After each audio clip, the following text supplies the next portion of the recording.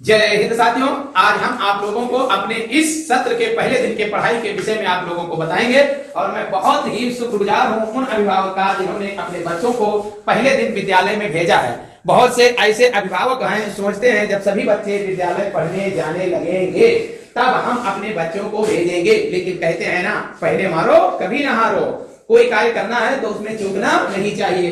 तो बंधुओं, समय को न लेते हुए अभी मैं आपको बहुत अच्छी चीज गणित की बताऊंगा। वो चीज बताऊंगा जो चैनल को सब्सक्राइब कर रखे हैं, शायद उन्हीं तक ये पहुंचेगा या जो बच्चे आए हैं वो पाएंगे। हमारे फिरोज सर अभी यहाँ पर खड़े हुए हैं, आप लोगों को विज्ञान में बहुत अच्छी अच्छी चीज पढ़ाया और हमारे अध्यापकों ने बहुत अच्छी अच्छी चीजें आपको पढ़ाया। अब मैं गणित आपको पढ़ाने जा रहा हूँ। बस यही है, कहते हैं ना, जो सोवत है वो खोवत है, जो जागत है वो पावत है, और जाग मुसाफिर अब रहने कहाँ जो तू सोवत है। ये इधर गर्मी की छुट्टी थी, समर वैकेशन चल रहा था, टहले हो, घूमे हो, सब कुछ किए हो, चल गया, लेकिन अब केवल पढ़ाई पढ़िए, मन लगाकर पढ़िए। विद्यालय में पंखा भी लगा दिया गया है, ये देखिए कैमरा भी लगा हुआ है, और यहाँ पर पैनल लगा दिया गया है, बैटरा लगवा दिया गया है, और बिजली भी ले लिया गया है। यानी अस्पताल की तरह 24 घंटा बिजली उपलब्ध रहेगी। आप लोग मन लगाकर पढ़िए, सारी सुविधाएं दी जाएगी। चलिए मैं आता हूँ। चलिए मैं आज गणित में आप लोगों को बहुत ही अच्छी बात बताऊंगा। सभी छोटे और बड़े बच्चे इस क्लास में बैठे हैं, इसलिए हम आप लोगों को प्रतियोगिता लेवल और नर्सरी लेवल का दोनों एक ही में पढ़ाएंगे। आप लोग सोचोगे ये कैसे,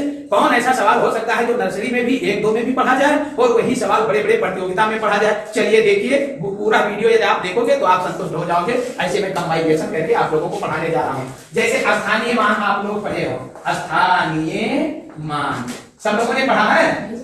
हाँ, जो जानते हैं भाई हसन जी सर बोलते रहो। तो स्थानीय मान आप लोगों ने पढ़ा है। प्लेस वैल्यू इसे कहते हैं। क्या कहते हैं? प्लेस वैल्यू कहते हैं इंग्लिश मीडियम में, वैसे कहते हैं स्थानीय मान, अंकों का, डिजिट का स्थानीय मान। अब स्थानीय मान लगभग हर बच्चा जो क्लास 5 तक पहुंच जाता है सीख जाता है, लेकिन मैं इसमें कुछ टॉपिक को बताऊंगा जो बच्चे बीएससी एमएससी किए हैं वो भी फंस सकते हैं। उदाहरण के तौर पर पूछा जाए 38.037 और 38.073, फिर पूछा जाए 38.127, फिर उसके बाद में पूछा जाए 38.701। अब इसमें पूछा जाए किस सात का मान सबसे ज्यादा होगा और किस सात का मान सबसे कम होगा। इस तरह से प्रतियोगिता में पूछा जा सकता है, या पूछा जा सकता है कि इनमें 7 का स्थानीय मान बताइए। विकल्प में यदि ऐसा प्रश्न आता है तो पूछा जाता है किस 7 का मान सबसे अधिक होगा, या पूछ सकता है किस 7 का मान सबसे कम होगा। यदि लिखित में पेपर में आता है प्रश्न तो पूछा जाएगा इसमें 7 का स्थानीय मान ज्ञात करिए। तो स्थानीय मान ज्ञात करने की मैं फिर बताने जा रहा हूं, जिसमें आप दशमलव वाली संख्या और विथआउट दशमलव, बिना दशमलव वाली संख्या का स्थानीय मान आप कैसे निकालें। चलिए मैं आपको ऐसे ही ऐसे टॉपिक बताएंगे कि आप लोग तुरंत समझ जाएंगे। स्थानीय मान निकालना आपको सिखाएंगे। आधे घंटे का वीडियो है, पूरा देख लेंगे तो आपकी गणित बहुत ही मजबूत हो जाएगी। उदाहरण के तौर पर लिखा हो 3798.7397। अब इसमें तीनों 7 का स्थानीय मान निकालना है। तीनों 7 का स्थानीय मान निकालना है तो आपको करना क्या है, जब इस 7 का स्थानीय मान निकालेंगे तो देखिए यहाँ पर लिख दीजिए 7 के बाद जितने भी अंक हैं उनके स्थान पर आप शून्य बना दीजिए। बस ये 7 का स्थानीय मान कितना हो गया? 700। कितना हो गया? 700। अब या आप चाहे तो ऐसे लिख सकते हैं, इस 7 को लिखें, फिर जितने भी अंक हैं सब शून्य बना दें, दशमलव लगाएं, फिर सब शून्य बना दें। इसे भी आप लिख सकते हैं, तो भी इसका मान कितना हुआ? 700। इस 7 का स्थानीय मान 7 लिखेंगे, 7 के बाद में और दशमलव के पहले जितने अंक हैं उसमें 0 लगा देंगे, ये भी सही है। फुल आप लिखना चाहें तो 7 लिखेंगे, फिर उसके बाद में दशमलव तक जितने भी अंक हैं सब शून्य बना देंगे। बस इस 7 का स्थानीय मान निकल आएगा। बोलना नहीं है, शांत कोड देखते रहिए। समझ में आ गया? अब चलता हूं दूसरे 7 का स्थानीय मान बताता हूं। इसका निकालना है तो कैसे निकालेंगे? आप लिखेंगे 7 के बाद में इधर कितना लगा है? दशमलव। इसके उधर कितने अंक हैं, इधर कितने अंक हैं, सब शून्य बना दीजिए। देखिए ये और इधर आप बना दीजिए ये। ऐसे भी आप लिख सकते हैं, लेकिन जैसे शॉर्ट में इसे आप लिखे ये भी चाहिए 0.000.700, लेकिन दशमलव के पहले जो शून्य है उसका कुछ मतलब नहीं है और 7 के बाद का जो शून्य है उसका भी मतलब नहीं। यानी इस 7 का स्थानीय मान हो जाएगा 0.7। आप केवल 0.7 भी लिख सकते हैं और आप 0.000.7000 भी लिख सकते हैं। दूसरा देखिए, इस 7 का स्थानीय मान निकालना हो तो 7 आप लिख दें और उसके पहले जितने अंक हैं सब शून्य बना दें। तो दशमलव के नीचे दशमलव लिखेंगे और फिर यहाँ पर 7 लिखेंगे, बीच में 3 अंक है तो 3 हम शून्य लिखेंगे। इस 7 का स्थानीय मान हो जाएगा 0.0007। अब आप चाहे तो इधर भी शून्य बना करके ऐसे भी लिख सकते हैं 0.000007, अन्यथा 60 से इस 7 का स्थानीय मान हो जाएगा 0.0007। अब इसे मैं 60 में इसमें निकालने के लिए मैंने कई तरीका बताया, हो सकता है आप भ्रम में पड़ गए हो, तो अब मैं 60 में आप लोगों को बता दूं।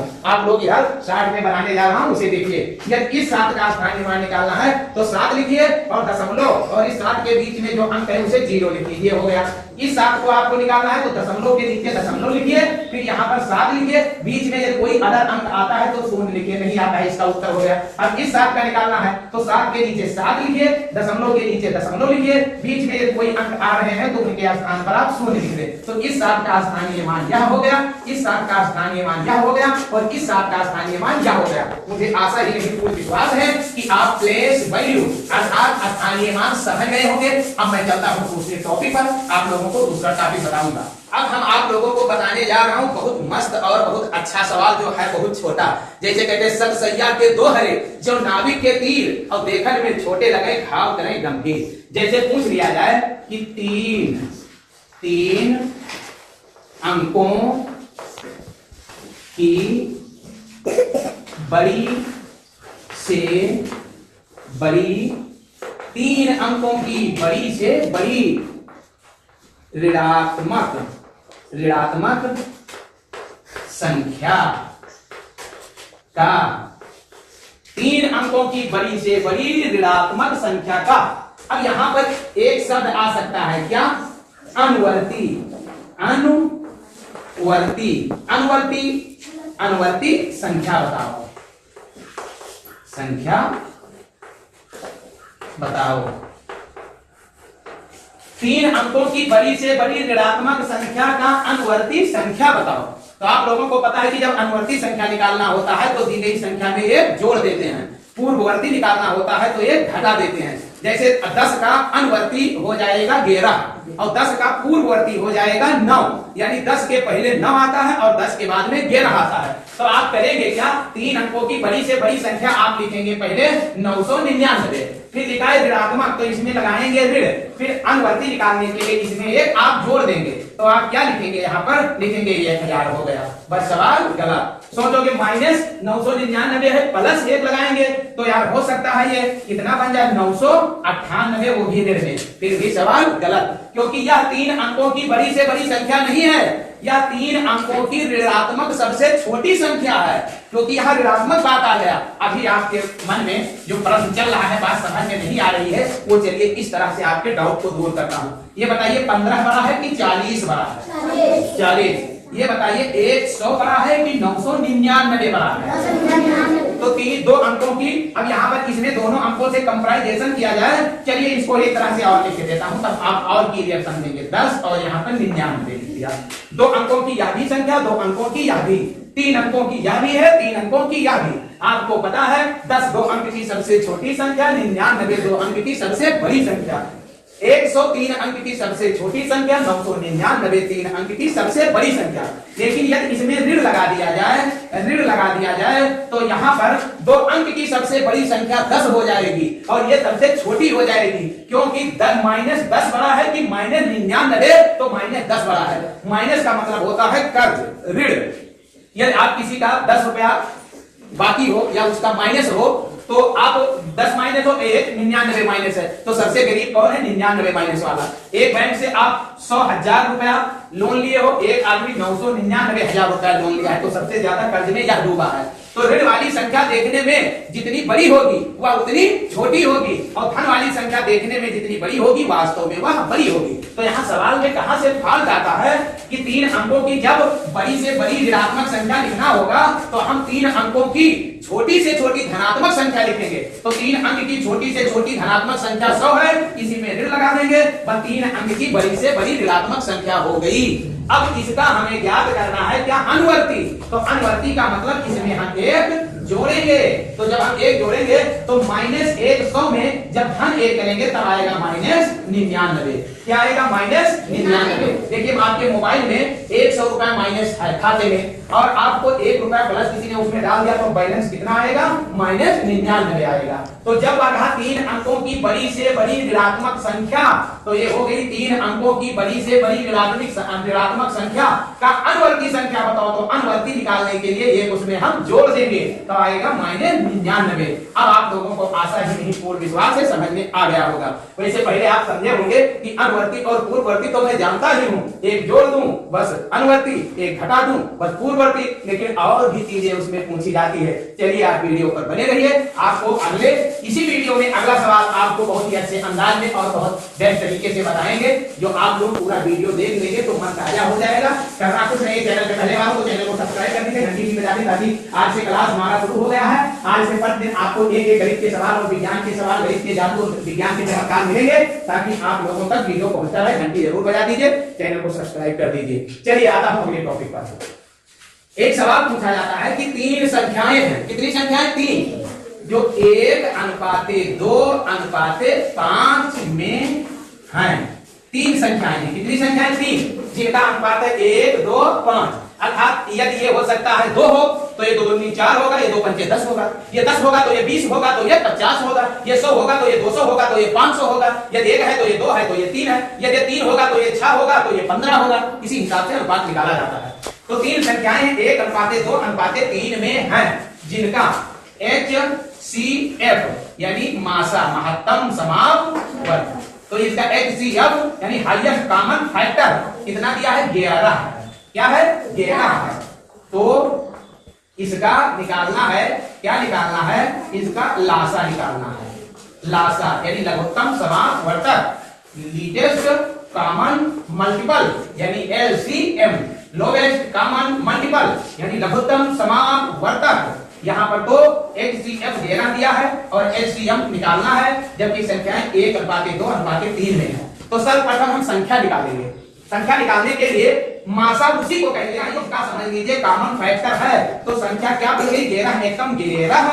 दूसरी संख्या का क्या बन गई? 11 दूना 22। तीसरी संख्या क्या बन गई? 11 पचे 55। तीनों संख्याएं बन गई।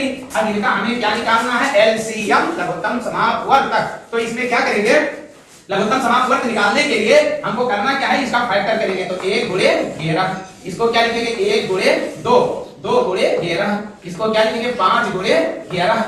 तो एलसीएम निकालने के लिए होता क्या है? जो फैक्टर सब में मिलता है उसको हम लिख देते हैं, और जो सब में फैक्टर नहीं मिलता है उसको भी लिख देते हैं। तो देखिए यहाँ पर 2 है, सब में नहीं मिल रहा है, 2 भी लिखिए। यहाँ पर 5 है, सब में नहीं मिल रहा है, उसको भी लिख दीजिए। और 1 है, 1 को चाहे लिखें आप चाहे न लिखें। तो 5 दूनी कितना हो गया? 10। 10 को 11 से गुणा करेंगे तो आ जाएगा 110। यही इसका बन गया एलसीएम। तो जब कहीं पर दिया हो कि 3 संख्याएं या 4 संख्याएं या 2 संख्याएं इस अनुपात में हैं, उनका HCF यानी मासा इतना दिया है, तो उसका लासा ज्ञात करो। तो आपको करना कुछ नहीं है, उस अनुपात को हटाने के लिए मासा से संख्याओं में गुणा करेंगे, अनुपात में गुणा करेंगे। तो 11 एकम 11, 11 दूना 22, 11 पचे 55। अब जैसे 3 संख्याएं निकल आएंगी, बस जैसे आप लासा निकालते थे वैसे आप निकाल लीजिए। तो आप देखते रहिए पूरे वीडियो को, बहुत अच्छी अच्छी चीज आपको बताएंगे। देखिए आप लोगों को बता दूं, दिया रहता है कि एक समकोण त्रिभुज है। क्या है? एक समकोण त्रिभुज है। एक समकोण त्रिभुज है। एक समकोण त्रिभुज है जिसमें बड़ी भुजा बता रहा है 13 सेंटीमीटर की है। बड़ी भुजा 13 सेंटीमीटर की है, और दूसरी भुजा बता रहा है, एक समकोण त्रिभुज है जिसकी बड़ी भुजा 13 सेंटीमीटर है और दूसरी भुजा बता रहा है 5 सेंटीमीटर की है। तो इस त्रिभुज का क्षेत्रफल आप बताइए। तो सर्वप्रथम आप एक बनाओ समकोण त्रिभुज। ऐसे क्या बनाए? समकोण त्रिभुज, जिसमें एक कोण 90 अंश का होता है, उसी को कहते हैं समकोण त्रिभुज। इसमें सबसे बड़ी भुजा तो जो कर्ण होता है वही सबसे बड़ी भुजा होती है, इसे माना 13 सेंटीमीटर। अब बाकी दूसरी भुजा चाहे इसे माने आप चाहे इसे माने, तो माना यह वाली भुजा कितनी हो गई? 5 सेंटीमीटर हो गई। अब ये वाली भुजा हम अभी निकालेंगे। तो ये भुजा निकालने के लिए इसे कहेंगे तल, इसे कहेंगे लंब और इसे कहेंगे आधार। तो पाइथागोरस प्रमेय क्या होता है? पाइथागोरस प्रमेय यह होता है कि आधार का स्क्वायर प्लस लंब का स्क्वायर बराबर क्या होता है? कर्ण का स्क्वायर। आप लोग इसे पढ़े होंगे कि कर्ण पर का बना वर्ग शेष दो भुजाओं पर बने वर्गों के योग के बराबर होता है, यानी कर्ण का स्क्वायर बराबर होता है आधार का स्क्वायर प्लस लंब का स्क्वायर। तो आधार का स्क्वायर हमें निकालना है, इसे मान लिया x का स्क्वायर प्लस लंब कितना दिया है 5, तो यहाँ लिखेंगे 5 का स्क्वायर बराबर कर्ण, यानी सबसे बड़ी भुजा समकोण त्रिभुज में कर्ण ही होती है, तो क्या लिखेंगे 13 का स्क्वायर। अब x स्क्वायर बराबर आ जाएगा कितना आएगा? 13 का स्क्वायर करेंगे तो 13 को 13 से गुणा करेंगे 169 और 5 का स्क्वायर होगा 25, तो इधर प्लस में उधर जाएगा माइनस में हो जाएगा 25, तो x स्क्वायर बराबर 169 से 25 जाएंगे तो बचेंगे 144। अब दोनों पक्षों का वर्गमूल लेंगे तो x स्क्वायर का x और 144 का आएगा 12। कैसे? जैसे x गुणे x तो उधर 12 गुणे 12, x हम x स्क्वायर तो 12 बराबर 144, x बराबर कितना हो गया 12, तो ये भुजा कितना निकल आया 12। अब इसने पूछा क्या है? पूछा एक समकोण त्रिभुज की बड़ी भुजा 13 सेंटीमीटर है, दूसरी भुजा 5 सेंटीमीटर है, तो इस त्रिभुज का क्षेत्रफल बताओ। क्या बताओ? क्षेत्रफल। तो समकोण त्रिभुज का क्षेत्रफल क्या होता है? 1/2 गुणे आधार और गुणे लंब, 1/2 गुणे आधार गुणे लंब, तो 1/2 आधार कितना आया 12 और लंब कितना है 5, तो इसको इससे काट दिया आगे 6, तो 6 पंचे 30, इसका एरिया इसका क्षेत्रफल कितना आ गया 30 सेंटीमीटर स्क्वायर। वीडियो को आप बढ़ाइए नहीं, देखते रहिए। इसके बाद में मैं आपको बहुत ही इजी सवाल बताता हूं, लेकिन बहुत ही टिपिकल सवाल बताता हूं। आप सवाल देखिए, अभी 2 सवाल और टिपिकल बता दूंगा, फिर उसके बाद में अगले दिन मिलेंगे अगले वीडियो में। तब तक के लिए आप लोग चैनल को सब्सक्राइब करके घंटी बजा देंगे और हमारे इस चैनल को आप लोग जरूर देखिए, जिससे गणित आपकी बहुत ज्यादा मजबूत हो जाए, आप भी गणितज्ञ या गणित के जादूगर कहलावे। चलिए आता हूं मूल टॉपिक पर। बताया जाता है कि कहीं पर कहते हैं 4 का कितने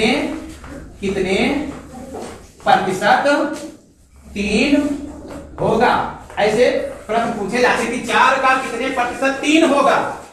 या कभी कभी ऐसे भी पूछा जाता है कि 3 अर्धविराम लगा दिया, फिर 4, फिर कहते क्या 3 4 का कितने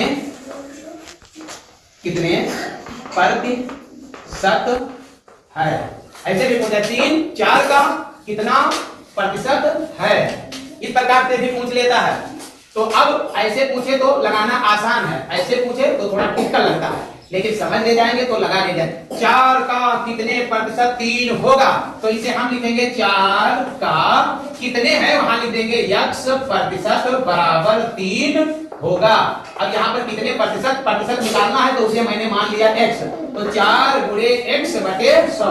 बोलिए मत, कौन बहुत बोल रहा है? तो 4 गुणे x बटे 100, 4 लिखेंगे, का मीन्स होता है गुणे, x मीन्स x और प्रतिशत मतलब बटे 100 बराबर कितना हो गया 3। तो x बराबर इधर बटे में है, उधर जाएगा गुणे में हो जाएगा, तो हो जाएगा 300 और 4 इधर गुणे में है, इधर हो जाएगा बटे में। तो अब यहाँ पर 7 चौक 28 और 4 पंचे 20, कितना आ गया 75%। तो जब पूछे 4 का कितने प्रतिशत 3 होगा या 4 का कितने प्रतिशत है, दोनों एक ही सवाल है, लिखने का तरीका अलग अलग है। कि देखिए 4 का कितने प्रतिशत, तब इसको वहां लिखता 3 है, लेकिन उसने आगे लिख दिया ताकि आप भ्रम में पड़ जाएं। चलिए आप लोग अब एक और सवाल बता दूं, क्योंकि टेम्परेचर बहुत बढ़ रहा है, छुट्टी का टाइम हो गया है, पहला दिन है, इसलिए बच्चों पर ज्यादा दबाव डालना नहीं चाहता हूं। यह चैनल के माध्यम से आप गणित पढ़ते हैं तो कहां से आप देख रहे हैं वीडियो को, उसे अवश्य लिखें और पूरा वीडियो देखा करें। जो पढ़ने वाले बच्चे हैं उन्हें भी बताया करें। पूछा जाता है, देखिए जैसे एक ऐसे वृत्त बना दिया गया है, अब यहाँ पर ऐसे जब क्षेत्र करता है तो इसे क्या कहते हैं, यानी किसी जीवा द्वारा वृत्त में घिरा हुआ क्षेत्र को क्या कहा जाता है, ये भी पूछा जाता है। और ये देखिए दूसरा वृत्त मैंने बना दिया और दूसरा वृत्त बना दिया, तो इसमें देखिए एक क्षेत्र में घेर कर रखा हूं, इस क्षेत्र को क्या कहा जाता है। अधिकतर लोग इसे नहीं समझ पाते हैं, तो इसे आप लोग चाहें तो कमेंट में लिखकर बताएं, या नहीं चाहते हैं तो मैं इसे पहले ही बता दूं। मैं चाहता हूं कि इसे मैं पहले ही बता दूं, आप लोगों को कमेंट ना करना पड़े। कमेंट में केवल आप क्या लिख दिया करें, अपना नाम और गाँव का नाम लिख दिया करें बस। तो ये है जीवा। जीवा द्वारा जब किसी वृत्त को काटा जाता है तो इसे कहते हैं वृत्त खंड। क्या कहते हैं, वृत्त खंड। ये वृत्त खंड है और ये है त्रिज्या खंड। क्या है, त्रिज्या खंड।